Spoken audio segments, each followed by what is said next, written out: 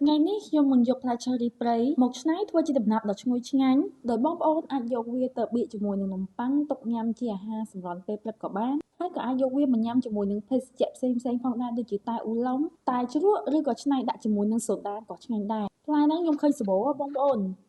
នៅខ្ញុំនេះគេហៅថាផ្លែឈើរីព្រៃប៉ុន្តែតំបន់បងប្អូនខ្ញុំមិនដឹងថាហៅផ្លែឈើអីណាបងប្អូនជួយខមមិនម្នាក់មួយមើលហើយធូរថ្លៃ1គីឡូខ្ញុំទិញដូចជា3-4ពាន់អីមិនដឹងទេមុននឹងយកទៅធ្វើបងប្អូនត្រូវលាងទឹកវាឲ្យបានស្អាតទៅហើយទោះបីជាយើងចិត្តសបកចោលក៏ដោយព្រោះអីពេលចិត្តហើយយើងអត់មានលាងទឹកទៀតទេក្បិតខ្ញុំចិត្តដោយសាច់ក្រាស់ៗបងប្អូនហើយខ្ញុំស្ដាយសាច់វាមែនតើតែខ្ញុំអត់មានក្បិតដែលចិត្តស្ដើងជាងនឹងទៀតទេបើក្បិតអាចចិត្តសបកបានស្ដើងទៅអត់សូវខាត់សាច់ទេចិត្តសបកស្អាតហើយខ្ញុំគ្រាន់តែកាត់សាច់វាចេញពីគ្រាប់ជាដុំតូចៗអញ្ចឹងណា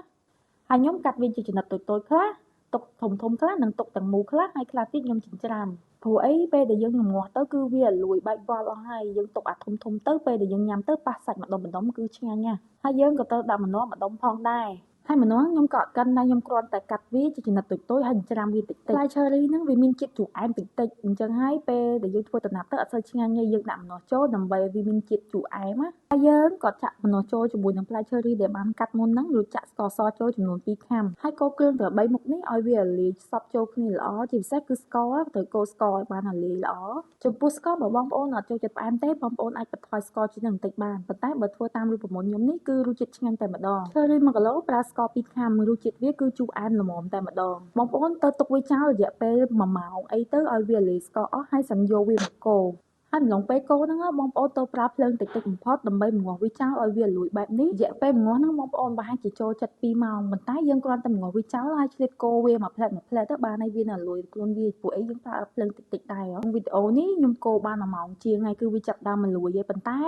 សាច់ដែលយើងទុកដុំនោះគឺបងប្អូនឃើញអត់គឺវានៅសាច់ដុំអញ្ចឹងពេលដែលយើងញ៉ាំទៅវាមានជាតិទឹកខ្លះហើយយើងប៉ះសាច់វាម្ដុំគឺឆ្ងាញ់មែនតើយើងកូរជ្រុំបន្តិចចឹងទៅឲ្យវាលួយមើលទៅមានសាច់មានទឹកស្មើគ្នាអញ្ចឹងណាកូរអស់រយៈពេលជាយូរអង្វែងណាបងប្អូនដំណាប់របស់ខ្ញុំគឺបានឆ្អិនហើយគឺកូរទឹកប៉ុណ្ណឹងគឺល្មមល្អតែម្ដងព្រោះអីយើងកូរវាដាច់ទឹកទៅវាទុកបានយូរអញ្ចឹងណា